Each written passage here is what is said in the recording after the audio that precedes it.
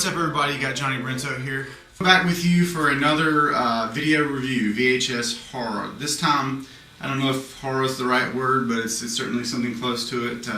It's called Quicksilver Highway. It's a pilot for a TV series that was supposed to feature stories from Stephen King and Clive Barker. At least this episode did. I don't know if the plan was originally for it to feature all kinds of stories, but it's hosted by Christopher Lloyd, who plays kind of a somewhat androgynous type character. Imagine David Bowie from Ziggy Stardust era, and you're pretty close. Kind of a weird makeup, but he's basically a collector of stories. He rides around in this classic car, pulling like a silver camper type thing. Only on the inside, it's like a just awesome plush museum type setting. And so he puts out that he's a collector of stories, makes no judgments on them, just tells them to people, lets them take their own lessons from them or their own interpretation.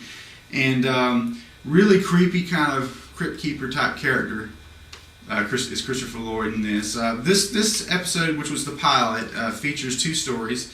One's called The Hand of Lloyd, which is basically a little morality play for this pickpocket that Christopher Lloyd's character has met. But it's the premise is basically this plastic surgeon's hands start revolting, and they want to be free of the body, and they go about killing his wife and cutting themselves off, and they talk to other people's hands who joins them in the revolt in the quest to be free from the tyranny of the body. It's ridiculous. The CG at that era wasn't the greatest, but it's kind of cool to have this, and once again, you know, just paid less than $1 for it, so I'm glad I got to see it. I can see the stories were both kind of entertaining and good, but they just resolved in such a goofy way that I can see why it didn't get picked up and why it didn't make it. And I'm sure they had test screens. People were like, what is this?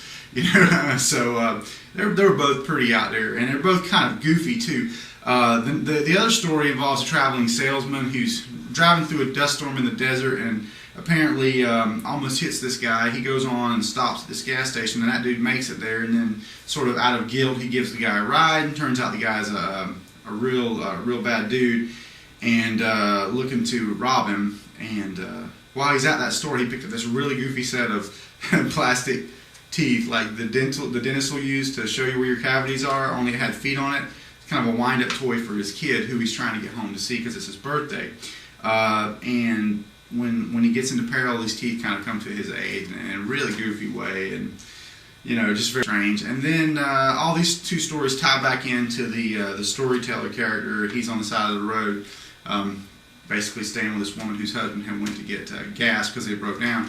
And the actors in the little subplot sort of are the same ones that in the stories he's telling.